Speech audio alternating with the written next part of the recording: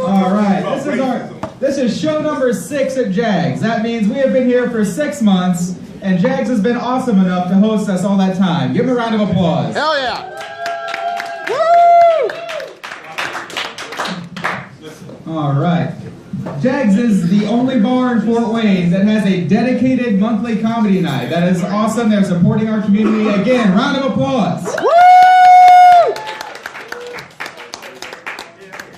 Man, 6 months.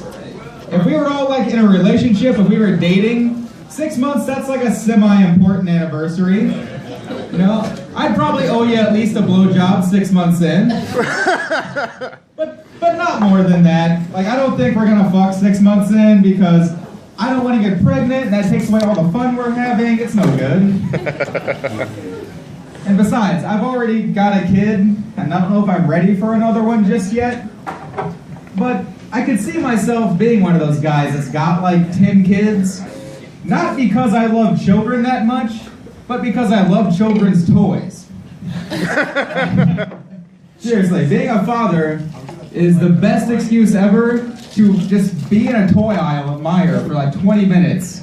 You know, guy with kids, he's just shopping to get his kid a new toy. What a great father. Chubby, bearded guy in the toy aisle without kids, sexual predator. It's a big turnaround on that one, a real big turnaround. But no, I do love it. I would probably knock my fiance up like annually, just once a year, pop out all those kids, just so that I could keep up with like the latest Nerf guns. That'd be my excuse, which consequently is what I call my fiance's vagina, the excuse factory. So okay, if you guys laughed at that, didn't think I was a monster, but in case you did, I made a deal with her. She can use that first name also 5 days out of the year. Slow burn, good. Alright. No, I do. I seriously enjoy the toys.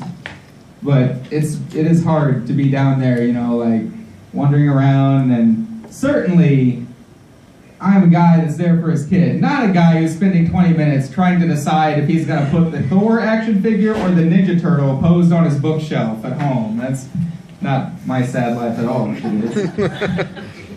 It does give me the opportunity also to discover like the seedy underbelly of children's toys, because it's there. And I know some of you who are parents. Anybody parents? Woo! All right. Woo! Some people said woo, some people gave like a sad. Yes, but don't tell them I'm here. So I'm going to go over a couple of what I think are the worst children's toy lines, just 2 of them, which especially concern me. Okay? The first of these toy lines is a line of medically themed toys. The central character is a female doctor. Does anybody know what this is from this description? Maybe. Okay, good. You've also got your souls. I saw this. The name of the line for children is Doc McStuffins. Yeah. That's a real thing. I thought it was a joke too. I'm walking down the aisle at Meijer, perusing all the, the Hulk hands and all that sort of shit that I want to play with. And I see Doc McStuffins, Doctor Kid.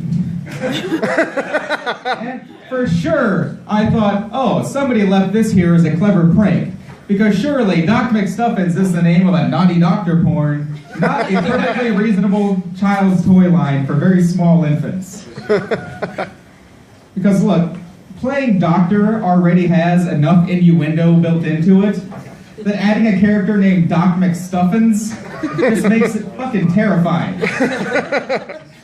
If I was picking my daughter up from school and some little boy came up to her and was like, hey, Adri, after school, do you want to play doctor? I'll be Doc McStuffins. I do that little shit with my car. I don't care what.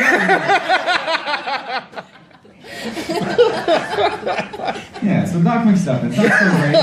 But I do feel there's one worse. I feel there is one worse than Doc McStuffins. And that is a line of toys called the Loving Family. Oh boy. Doesn't have the immediate impact that Doc McStuffins does, but let me tell you why I think it's worse. This is literally a toy line marketed to young children so that they can have, the fucking fantasy of having a loving family.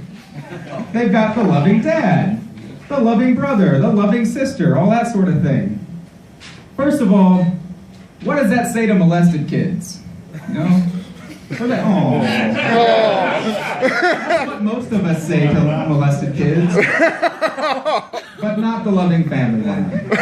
Seriously, imagine just some poor bastard that gets touched, you know, walking down the aisle, very happy because, hey, he's out of that mess, he's in the toy store, loving it. He passes by the chubby bearded guy leering at the Ninja Turtles with no consequence. And comes up to the loving family line and sees the loving uncle reaching out with his cold plastic hands. Oh my God, I can't even escape into childhood fantasy anymore. It's a shame, it's a damn shame. So, the other reason I think that is absolutely awful is because what does it say about us as a society that we have to market a line of toys so people can pretend to have good family relationships? I'm just imagining the commercial for the loving family. Just a little girl, you know, she's playing all happy in the room. It pans out, the mom's drunk on wine at the table. The dad's still at work, working late, aka banging the secretary. So, you know, little girl, she's all home alone, sad face. But then, in pops the loving family.